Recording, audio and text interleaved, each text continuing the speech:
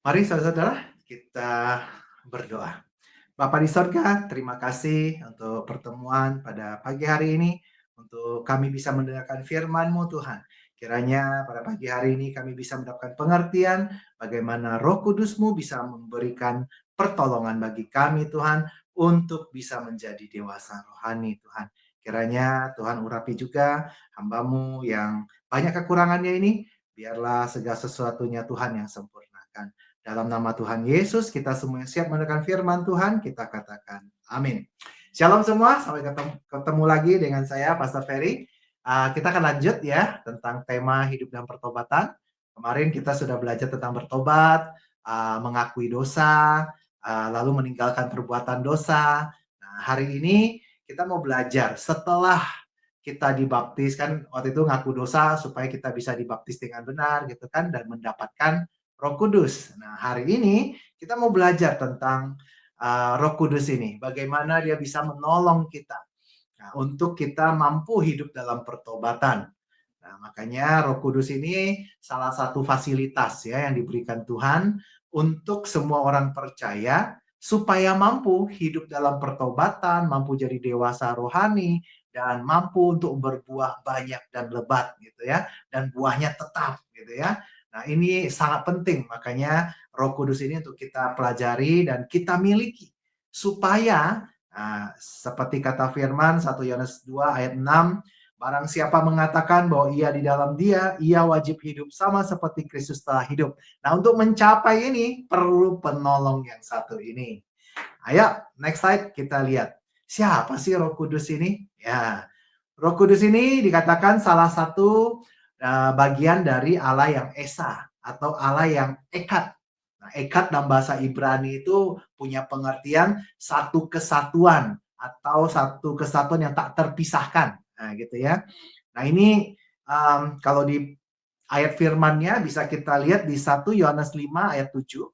Di situ dikatakan, sebab ada 3 yang memberi kesaksian di dalam sorga, Bapa, Firman, dan Roh Kudus. Dan ketiganya adalah satu. Nah, ini satu tuh ekat gitu ya, tak terpisahkan.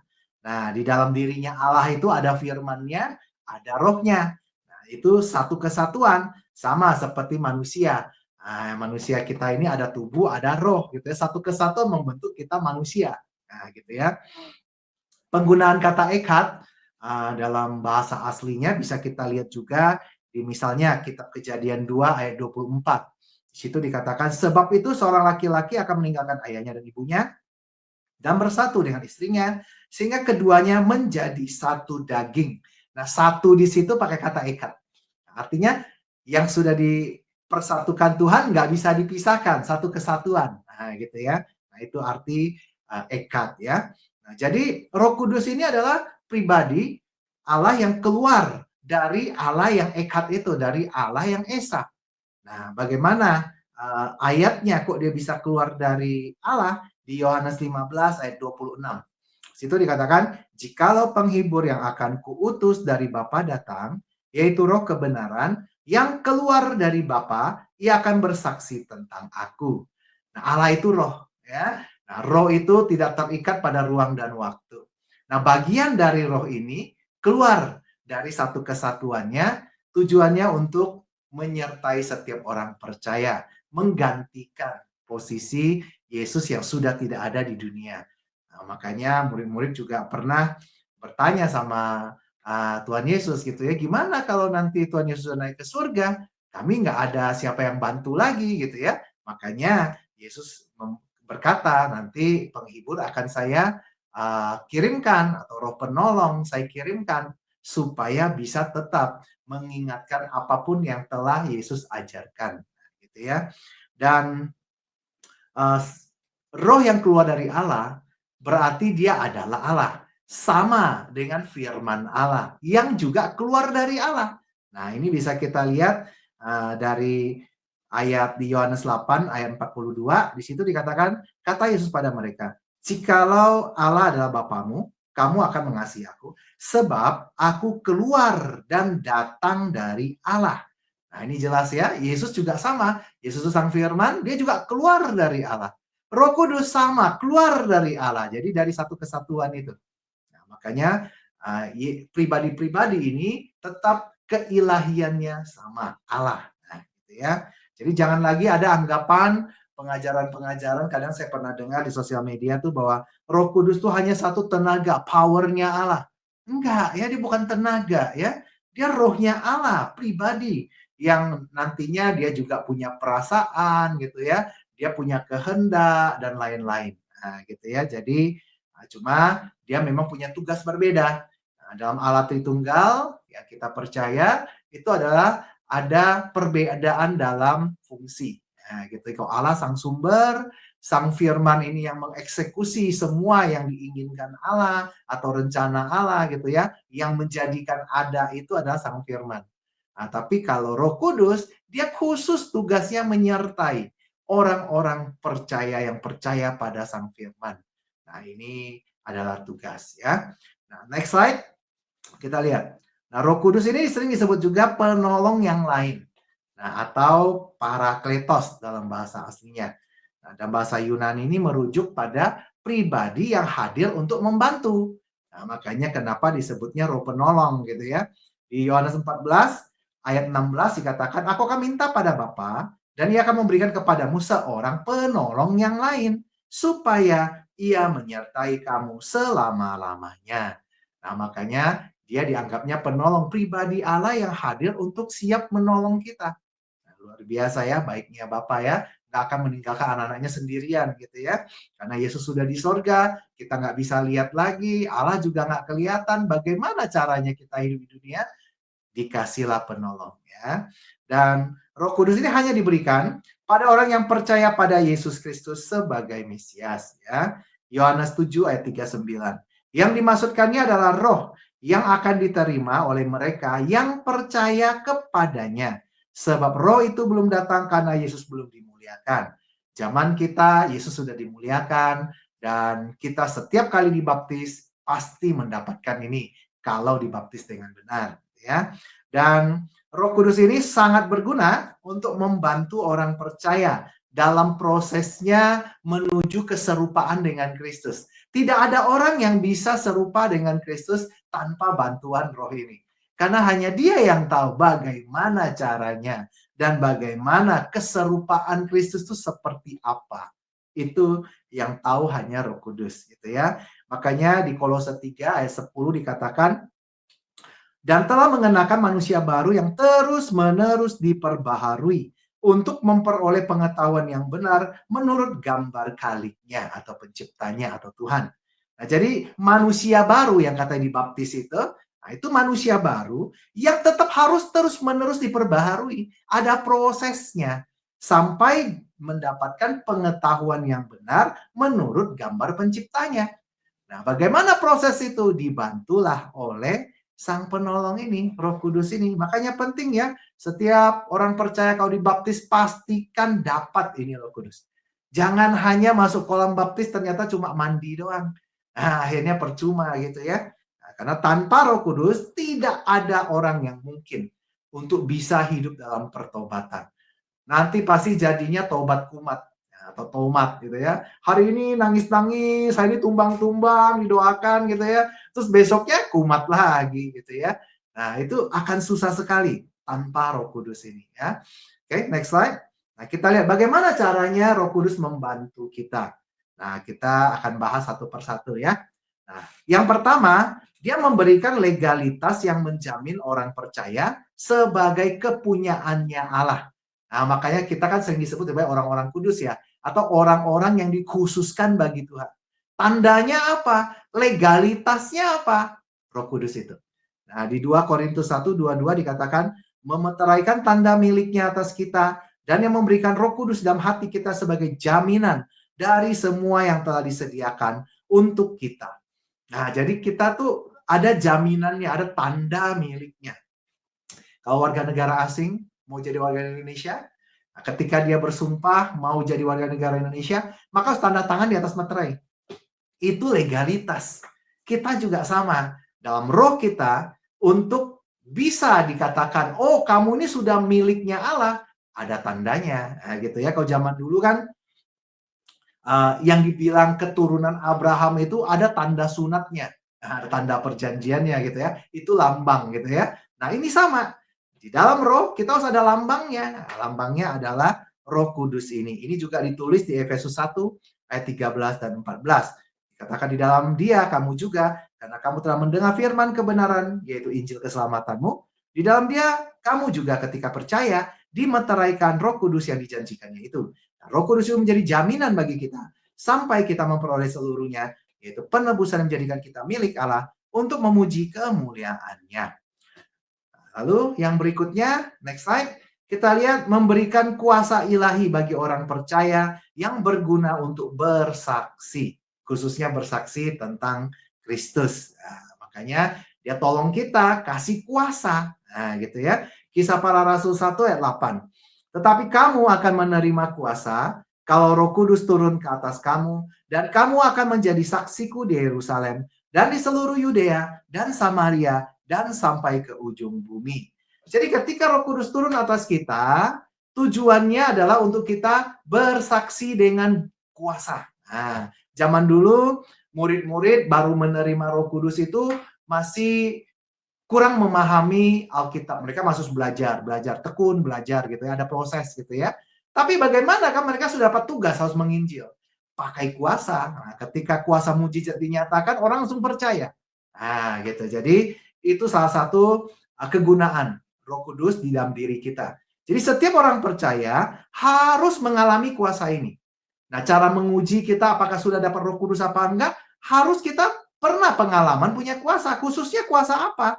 Di Matius 10 ayat 8 dikatakan, sembuhkanlah orang sakit, bangkitkan orang mati, tahirkan orang kusta, usirlah setan-setan. Kamu tak memperolehnya dengan cuma-cuma, karena itu berikanlah dengan cuma-cuma. Atau di Markus 6 ayat 7 dikatakan, ia memanggil ke-12 murid itu dan mengutus mereka berdua-dua, ia memberi mereka kuasa atas roh jahat. Lalu ayat 12 dan 13, lalu pergilah mereka memberitakan bahwa orang harus bertobat, dan mereka mengusir banyak setan, mengoles banyak orang sakit dengan minyak, dan menyembuhkan mereka. Kuasa ilahi ini otoritasnya Allah gitu ya, dalam diri orang percaya bahwa dia memang anak-anak Allah, termeterai oleh Roh Kudus ya, sehingga Allah menyertai dia, kuasanya menyertai. Jadi kalau ada orang yang masih takut setan, belum pernah ngusir setan, belum pernah doain orang sakit gitu ya, hati-hati, kemungkinan belum ada Roh Kudusnya gitu ya. Harus ngalamin. Kalau orang yang sudah punya Roh Kudus harus pernah minimal pernah doain orang sakit gitu ya, pernah mengalami hal-hal yang berhubungan dengan dunia roh jahat gitu ya, harus pernah. Nah, supaya kita paham, oh iya benar loh, saya sudah dapat Roh Kudus loh, saya punya kuasa, saya buktikan. Nah gitu ya. Saya waktu pengalaman awal saya ngusir setan itu juga lucu. Waktu itu kan saya bertobatnya karena camp pria sejati. Terus saya berjanji untuk aktif di komunitas itu. Setiap kali mereka ikut camp, saya jadi fasil gitu ya, yang membantu gitu ya. Nah, satu kali ada sesi altar call untuk doa pelepasan, nah, gitu ya. Dan sebagai fasil kan saya mendampingi kelompok-kelompok kecil. Nah, di kelompok kecil saya ada yang datang ke depan minta didoakan. Waktu itu sebenarnya cuma altar call untuk pelepasan melepaskan rokok yang masih terikat rokok. Nah, waktu itu si pembicaranya karena banyak yang maju, pembicaranya bilang, tolong fasil-fasil dampingi dan doakan, gitu kan? Nah, bagi saya kan, cuma doain lepasin rokok mah udahlah, suka-suka Tuhan aja gitu ya. Kita mah doa-doa aja, bagian kita hanya doain, bisa enggaknya ya urusan Tuhan gitu kan. Jadi kita dengan santai datang, terus datang orangnya bilang, brother saya mau lepaskan rokok, tapi, nah waktu dia bilang tapi saya mikir berarti ada yang lain. Dia bilang tapi saya juga ada belajar ilmu-ilmu dan saya ya itu kadang suka ngeliat-ngeliat katanya gitu. Sekalian didoakan. Waduh, saya pusing ya kan. Belum pernah masalahnya gitu kan ya. Nah, tapi saya ingat ayat itu kan bahwa setiap orang percaya punya kuasa. Dan saya bilang, aduh ini gimana ya. Tadinya saya mau panggil itu pembicaranya aja gitu kan. Wah ini mah kelas berat gitu ya.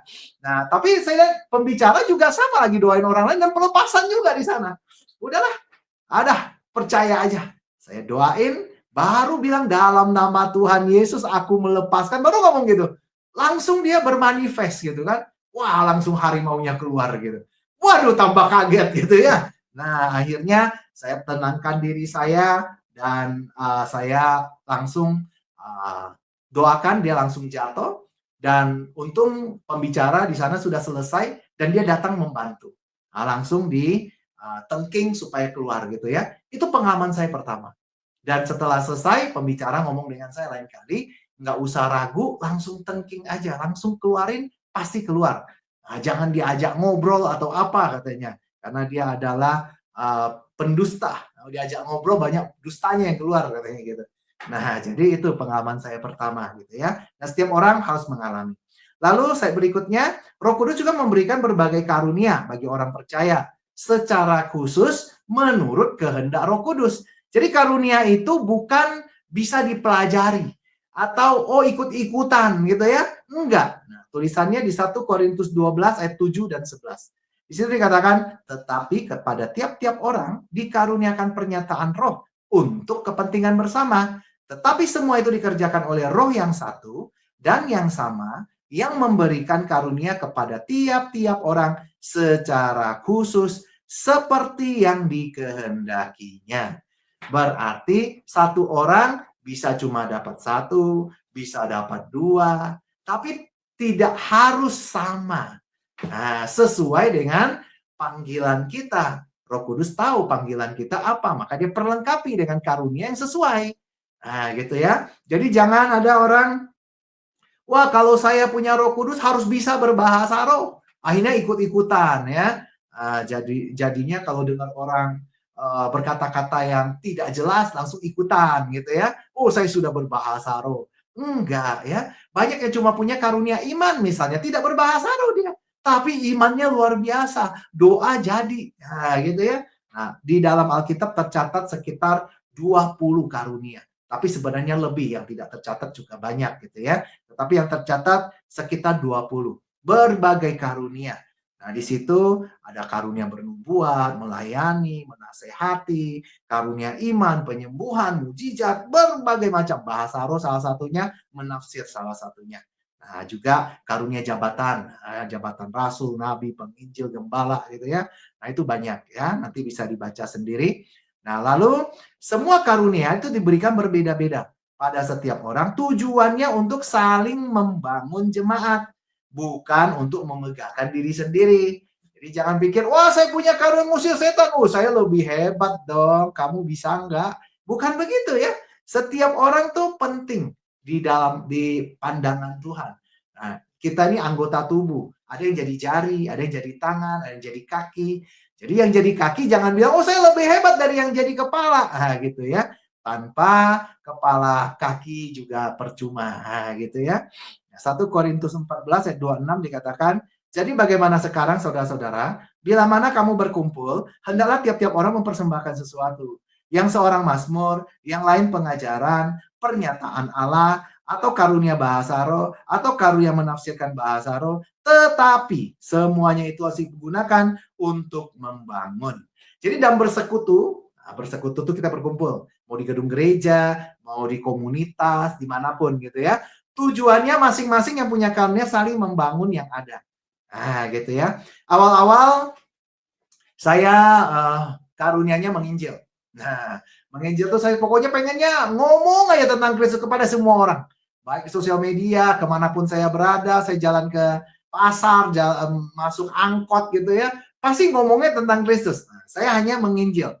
Nah, di situ juga pengalaman saya pertama membaptis satu keluarga. Nah, yang juga lucu, ketika menginjil orangnya hanya campuran bahasa Sunda, bahasa Indonesia gitu ya, nggak lancar bahasa Indonesianya. Tapi bisa percaya satu keluarga. Cuma saya injilin di pantai waktu saya lagi jalan-jalan ke Pangandaran. Itu sesuatu yang bagi saya nyata praktek kuasa itu ya. Bahwa walaupun saya nggak bisa bahasa Sunda, tapi kok bisa nginjil sampai percaya. Dan dalam waktu, saya kan liburan waktu di situ 3 hari. Dalam waktu 2 hari, saya berhasil meyakinkan suami dan istri dan langsung baptis di laut. Nah gitu ya. Nah itu menginjil. Baru setelah itu saya dipanggil lagi, bukan penginjil lagi, jadi gembala. Nah, beda lagi tugasnya gitu ya. Dan setelah gembala, lalu ada ditambahkan lagi karunia pengajaran. Nah, jadi ini semua pasti sesuaikan dengan panggilan masing-masing. Tidak bisa di copy paste. Oh, saya pengennya seperti dia. Ya kalau Tuhan maunya yang itu. Kalau enggak, ya enggak bisa gitu ya. Enggak bisa dipaksa-paksa ya. Lalu slide berikutnya, nah ini tentang Roh Kudus memberikan pengertian dan membimbing orang pada kebenaran. Kebenaran itu ada di firman Tuhan. Jadi hanya Roh Kudus yang ngerti firman Tuhan. Dan dia yang bisa memberikan pengertian ketika kita baca firman. Tanpa Roh Kudus kita nggak akan ngerti. Yohanes 16 ayat 13 dikatakan, tetapi apabila dia datang, itu roh kebenaran, ia akan memimpin kamu ke dalam seluruh kebenaran. Sebab ia tidak akan berkata-kata dari dirinya sendiri, tetapi segala sesuatu yang didengarnya itulah yang dikatakannya, dan ia akan memberikan kepadamu hal-hal yang akan datang. Injil itu adalah ilham dari Allah yang ditulis oleh 40 penulis. Semua berasal dari ilhamnya Allah. Karena berasal dari ilhamnya Allah, maka hanya Roh Allah yang mengerti. Nah, gitu ya. Makanya di 2 Timotius 3:16, 2 Timotius 3:16 dikatakan segala tulisan yang diilhamkan Allah bermanfaat untuk mengajar, menyatakan kesalahan, memperbaiki kelakuan, mendidik orang dalam kebenaran. Tapi tulisan ini harus kita mengerti. Nah, bagaimana cara ngerti? Nah, makanya kita harus ada tuntunan Roh Kudus. Banyak orang ngerti baca Alkitab. Karena dianggapnya ya baca kayak buku biasa. Padahal firman itu bukan buku biasa. Firman itu hidup. Nah, dia bisa hidup kalau kita mengerti. Nah, gitu ya. Banyak kadang kita dengar di sosial media ya, apologet-apologet dari agama lain berusaha mempelajari Alkitab, tapi nggak bisa percaya sama Yesus Kristus. Kenapa? Nggak ada Roh Kudusnya gitu ya. Makanya contoh di dalam Alkitab ya, misalnya sida-sida Ethiopia. Itu di Kisah Para Rasul 8. Nah, ayat 30 sampai 31 gitu ya. Nah, di situ dikatakan mereka baca Perjanjian Lama, kitab Yesaya itu, tapi mereka nggak ngerti. Katanya kalau nggak ada yang ngajarin gimana caranya, katanya gitu ya. Makanya banyak orang belajar tapi nggak ngerti-ngerti. Kalau tanpa Roh Kudus nggak bisa. Ya. Di 2 Korintus 3 ayat 14 dan 15 dikatakan, tetapi pikiran mereka telah menjadi tumpul. Sebab sampai pada hari ini, selubung itu masih tetap menyelubungi mereka. Dan jika mereka membaca perjanjian lama itu tanpa disingkapkan, karena hanya Kristus saja yang dapat menyingkapkannya. Bahkan sampai pada hari ini, setiap kali mereka membaca kitab Musa, ada selubung yang menutupi hati mereka. Jadi kita perlu sekali disingkapkan untuk bisa mengerti. Kalau tidak, maka jadinya kayak baca tulisan biasa, baca komik, baca majalah. Nah, gitu ya. Tapi kalau baca Alkitab, perlu diberikan pengertian supaya tidak sesat atau disesatkan gitu ya dengan pengertian-pengertian sendiri atau pengertian dunia. Saya juga sama. Saya kadang kalau mau tahu, aduh kita harus bawakan apa nih? Saya tiap hari bagikan renungan gitu ya. Dan apalagi kalau misalnya ada jadwal khotbah atau apa gitu ya, saya sangat perlu ilham dari Roh Kudus. Mau pakai ayat yang mana, mau ngomongnya seperti apa, saya butuh pimpinan Roh Kudus. Nah, kadang Roh Kudus bisa kasih ilham kita itu memberikan pengertian di waktu-waktu yang kita nggak nyangka. Kadang lagi bawa mobil, bisa tiba-tiba, lancar gitu, ada ayat-ayat yang keluar gitu. Langsung, aduh gimana nih, saya harus benar-benar tulis gitu. Saya orangnya gampang pelupa. Saya ini karena punya penyakit diabetes gitu ya, ingatan kurang bagus. Cepat kalau ada dapat sesuatu dari Roh Kudus, catat dulu langsung. Nah, biasa di note gitu ya, di HP langsung saya tulis beberapa poin-poinnya dulu. Nah, ini ayat ini, ayat ini, ayat ini gitu ya. Nanti cari di Alkitab gitu. Tapi ya gitu cara Tuhan. Kadang bisa juga lagi mandi, juga bisa tiba-tiba muncul banyak gitu di otak gitu ya. Wah, tapi kalau kita lagi belum waktunya gitu ya, mikirin kayak aduh lagi blank nih, nggak tahu mau ngomong apa gitu ya. Ya udah paling doa aja gitu ya. Tapi Roh Kudus pasti bantu. Nah, ini salah satu cara ya dan kita harus ngalamin bahwa Roh Kudus itu benar nyata dalam hidup kita. Khususnya membimbing kita pada kebenaran. Karena untuk hidup benar bukan hanya hidup baik, beda. Baik belum tentu benar, tapi benar pasti baik. Nah, Roh Kudus yang tahu cara hidup benar. Ya. Lalu next slide. Nah, dikatakan Roh Kudus menginsafkan atau menyadarkan orang percaya untuk meninggalkan dosa-dosanya dan mengingatkan pada hukuman bila tidak meninggalkannya. Nah, ini tidak ada yang bisa insaf dari dosa tanpa diinsafkan oleh Roh Kudus dari dalam. Nah, Yohanes 16 ayat 8 dan 9 dikatakan, dan kalau ia datang, ia akan menginsafkan dunia akan dosa, kebenaran, dan penghakiman. akan dosa karena mereka tetap tidak percaya kepadaku. Ayat 11, akan penghakiman karena penguasa dunia ini telah dihukum.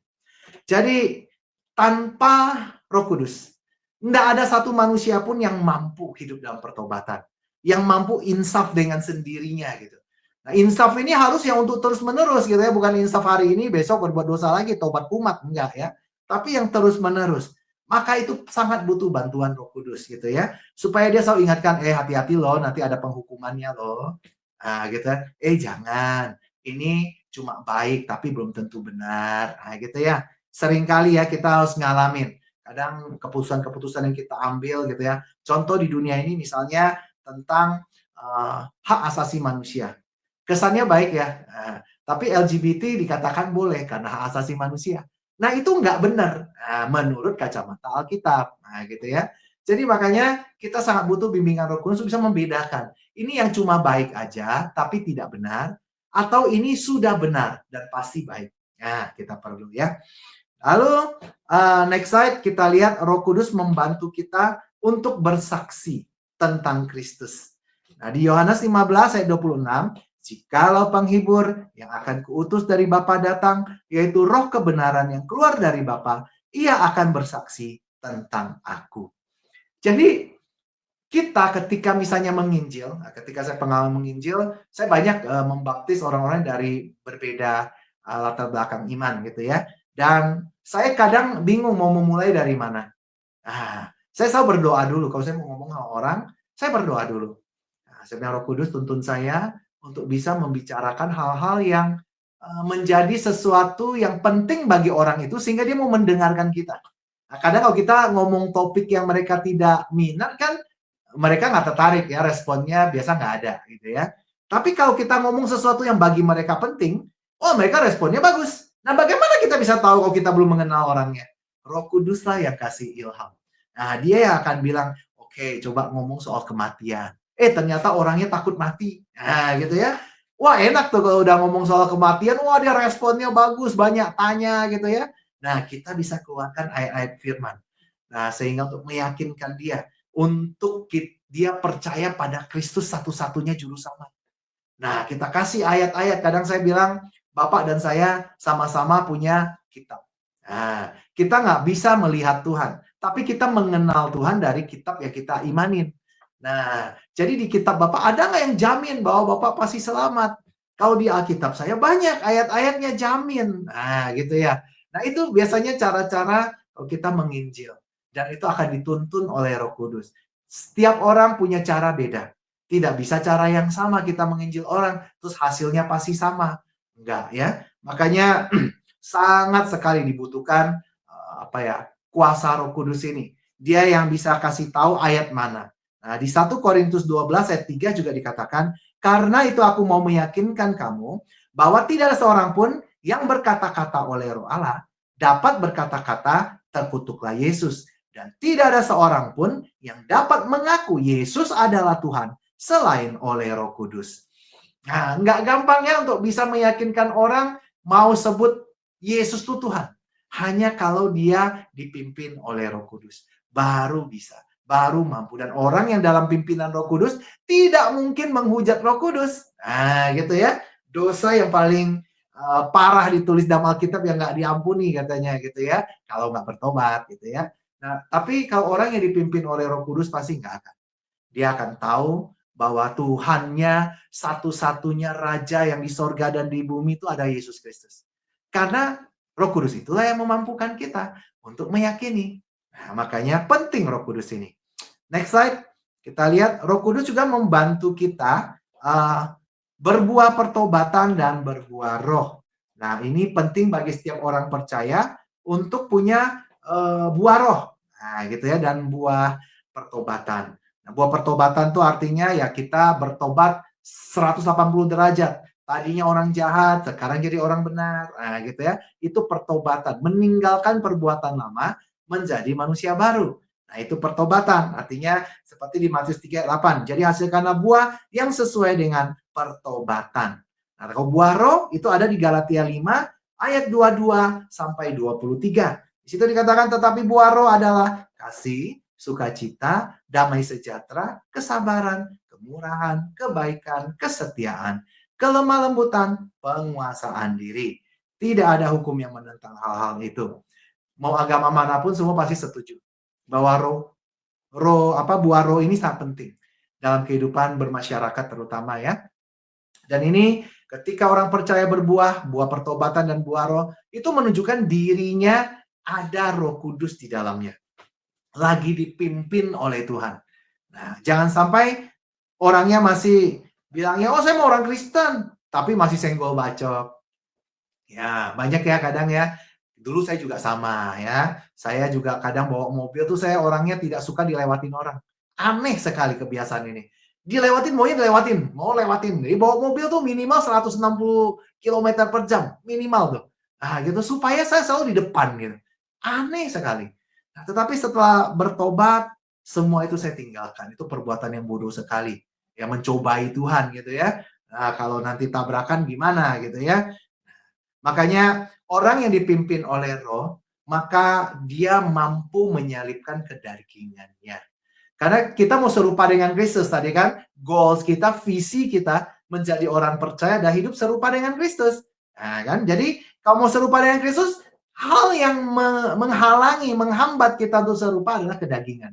Dan kita wajib menyalipkannya. Nah, gitu ya. Makanya di Galatia 5 ayat 16-17 dikatakan, maksudku adalah hiduplah oleh roh, maka kamu tidak akan menuruti keinginan daging. Sebab keinginan daging berlawanan dengan keinginan roh, dan keinginan roh berlawanan dengan keinginan daging, karena keduanya bertentangan. Sehingga kamu setiap kali tidak melakukan apa yang kamu kehendaki.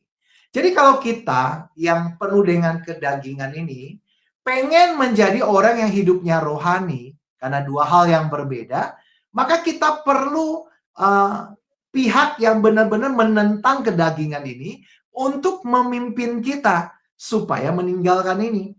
Kalau pakai roh-roh yang masih suka dengan kedagingan kita, roh-roh jahat gitu ya, nggak mungkin kita akan meninggalkan kedagingan ini. Karena roh yang kita minta juga suka sama daging gitu ya. Jadi nggak mungkin gitu. Kita harus pakai roh yang nggak suka dengan daging. Nah, barulah kita bisa meninggalkan kedagingan atau menyalipkan kedagingan itu.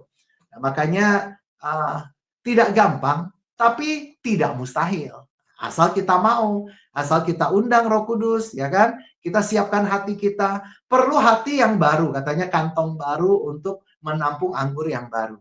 Hati yang baru, jangan ada hati yang penuh dengki, penuh amarah, terus kita baptis gitu ya, tanpa mengaku dosa, tanpa mengampuni orang. Ya nggak bakal dapat tuh Roh Kudus ya. Jangan dengan mau baptis juga karena motivasi salah gitu ya. Oh karena mau kawin ya udah baptis aja celup-celup doang nah, gitu ya. Tapi nggak percaya gitu ya. Nggak mengakui orang yang berdosa gitu ya. Atau karena disuruh orang tua, karena umurnya udah cukup 12 tahun, udah baptis aja udah cukup. Nah, jangan ya. Dengan begitu nanti nggak bisa dapat Roh Kudus. Sedangkan Roh Kudus bisa bantu kita untuk menyalipkan kedagingan supaya kita bisa serupa dengan Kristus. Jadi penting sekali. Nah, lalu di slide selanjutnya, di situ dikatakan Roh Kudus juga bersaksi, bersaksi mengakui di depan pengadilan Tuhan bahwa kita adalah anak-anak Allah. Nah, ini pentingnya. Di situ dikatakan bahwa di Roma 8 ayat 16, Roh itu bersaksi bersama-sama dengan roh kita bahwa kita adalah anak-anak Allah. Nah, jadi tidak ada yang bisa bilang, oh dia itu benar loh anak Allah. Hanya Roh Kudus. Kesaksian Roh Kuduslah yang mampu meyakinkan kerajaan sorga bahwa kita ini anak-anak Allah. Kudus yang bersaksi, oh ya dia dipimpin oleh saya ketika dia hidup. Nah, itu baru bisa disebut anak-anak Allah. Nggak bisa cuma ngaku-ngaku aja karena, oh saya ada kalungnya tanda salib di sini. Oh saya mah tiap hari Minggu nggak pernah absen. Nah gitu ya. Nggak bisa itu jadi tanda-tandanya gitu.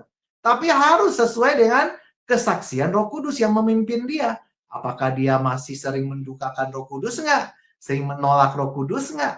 Nah gitu ya. Atau memang selalu mau dipimpin keinginannya oleh keinginan roh gitu ya. Makanya di Matius 7 ayat 22-23, di situ dikatakan pada hari terakhir, banyak orang akan berseru kepadaku, Tuhan, Tuhan, bukankah Kami bernubuat demi namamu dan mengusir setan demi namamu dan mengadakan banyak mujizat demi namamu juga. Pada waktu itulah aku akan berterus terang kepada mereka dan berkata, aku tidak pernah mengenal kamu. Enyahlah daripadaku, kamu sekalian pembuat kejahatan. Seberapa hebat pun mujizat, seberapa hebat pun karunia-karunia yang kita punya. Tapi kalau masih hidupmu tidak dipimpin oleh roh, masih belum berbuah roh gitu ya, tetap tidak dikenal Tuhan. Banyak hamba Tuhan dengan karunia yang luar biasa, tapi dalam kelakuannya masih seperti kanak-kanak, masih manusia duniawi, masih cinta uang, masih keinginan mata gitu ya. Nah, ini hati-hati karena sangat disayangkan kalau sudah melayani puluhan tahun gitu ya, terus mati ternyata Tuhan bilang, nyala kau pembuat kejahatan. Aduh, malang sekali. Udah mengorbankan waktu banyak gitu ya, pengorbanan tenaga, pengorbanan materi, tapi terakhirnya nggak dikenal Tuhan, Bo. Aduh, itu kata-kata yang paling menyakitkan yang bisa didengar oleh seorang hamba Tuhan. Jangan sampai terjadi ya. Ayo, kita pastikan kita dipimpin oleh roh ini gitu ya. Saya selalu mengingatkan teman-teman pelayanan saya di tim saya terutama, hiduplah seakan besok mati. Nah, kalau hari ini kita hidup seperti itu, maka besok kalau kita mati pun kita tenang. Karena kita hidup seperti itu, artinya kita jaga-jaga tiap hari. Oh, besok mau mati? Udah, jaga baik-baik hari ini. Ada salah langsung minta maaf. Ada salah minta ampun sama Tuhan. Ada yang salah pada kita, kita ampuni. Kenapa? Besok mau mati. Nah, gitu ya. Hidup seperti itu pasti aman. Ya, berjaga-jagalah terus. Jangan sempat kita berpikir, masih 5 tahun lagi lah. Hati-hati. Ya, nggak ada yang tahu. Mungkin bisa 5 menit lagi bisa gitu ya. Ya. Lalu yang berikutnya adalah Roh Kudus membantu kita berdoa ketika sudah tidak tahu dan tidak bisa lagi berdoa, khususnya dalam kesesakan. Nah, ini Roh Kudus membantu kita dalam berdoa. Di Roma 8 ayat 26 sampai 27. Dikatakan demikian juga roh membantu kita dalam kelemahan kita. Sebab kita tidak tahu bagaimana sebenarnya harus berdoa. Tetapi roh sendiri berdoa untuk kita kepada Allah dengan keluhan-keluhan yang tak terucapkan. Dan Allah yang menyelidiki hati nurani mengetahui maksud roh itu, yaitu bahwa ia sesuai dengan kehendak Allah berdoa untuk orang-orang kudus. Nah, ini sangat kita perlu bantuan. Kadang dalam tekanan, dalam kesesakan yang berat ya, kita udah nggak tahu harus ngomong apa sama Tuhan. Nah, ini pergumulan gitu ya, ujian iman. Nah, kita diproses. Kadang kita jatuh, kadang kita bertahan tapi setengah-setengah, gitu ya. Nah, dalam hal seperti itu, kita sangat butuh bantuan Roh Kudus untuk bantu kita berdoa dengan benar. Karena kalau dalam tekanan, kadang kita bisa salah berdoa. Gitu ya. Kita bisa meminta sesuatu yang bukan kehendak Tuhan. Makanya kita butuh Roh Kudus untuk bantu kita berdoa yang secara kehendak Tuhan, Tuhan juga setuju. Saya juga ngalamin ketika anak saya punya kista otak 2 di kepalanya di umur 3 tahun gitu ya. Itu pergumulan berat. Keliling rumah sakit, Jakarta, Bandung, Singapura, tidak ada yang bisa angkat tangan. Karena terlalu kecil. Dan biaya besar. Saya tidak mampu. Saya udah korbankan banyak sampai jual apartemen tapi nggak bisa. Akhirnya saya bergumul. Saya bergumul sama Tuhan, saya cuma berlutut karena anak saya tanya, "Papi, kok katanya papi bilang kalau kita berdoa, Tuhan pasti sembuhkan, kok saya belum sembuh?" Tiap kali dia datang serangan, dia akan guling-guling di bawah. Mau lagi jalan di mall, lagi sekolah gitu, pasti guling-guling, sakit gitu. Seperti ditusuk-tusuk kepalanya gitu. Nah, jadi akhirnya satu hari saya berdoa. Dan saya hanya nangis aja, saya nggak tahu mau ngomong apa. Tuhan ingatkan saya untuk doa sepakat, doa korporat, bersama teman-teman sepelayanan. Yang waktu itu saya mungkin agak sombong rohani, yang nggak mau diketahui pastor-pastor lain, saya punya pergumulan berat, takut dinyinyir gitu ya. Gimana sih seorang pastor kok malah takut, khawatir, gitu ya. Akhirnya saya nggak cerita, ya saya hanya bergumul sendiri aja. Akhirnya saya cerita di komunitas saya, hanya benar teman-teman saya pada bilang, "Aduh kenapa pada nggak ngomong sih? Kan kita bisa bantu doa." Akhirnya mereka tetapkan satu waktu untuk doa bersama. Khusus doanya intensinya buat anak saya. Dan akhirnya berhasil. Anak saya sembuh begitu aja. Tanpa obat, tanpa apa. Nah itu ya, dan sekarang pun saya diperhadapkan pada ujian yang sama. Ketika usaha saya, suplai makanan di penjara-penjara itu, kan tadinya saya tinggalkan usahanya, tapi saya hanya minta saham 10% yang kelola saudara-saudara saya gitu ya. Dan terakhir ini setelah udah usaha lebih 10 tahun jalan, kali ini tidak bisa dilanjutkan lagi. Nah gitu ya, karena, ada saingan. Ada saingan dan harus tutup semua. Semua cabang sekitar 50 cabang, semua sih tutup. Dan ini satu pergumulan yang berat bagi saya, karena anak-anak saya masih kecil-kecil ya, masih ada 3 yang harus sekolah gitu ya, satu kuliah gitu. Nah, dan saya memang full timer, dan di gereja saya nggak ada gaji gitu ya, dan saya juga jemaatnya jemaat kecil gitu ya. Tapi pergumulan bagi saya. Nah, ini juga ujian. Setiap orang pasti diuji terus. Nggak mungkin ujian satu udah pernah lewat, udah biarin. Enggak, kadang Tuhan pengen tahu kamu terlena nggak sih?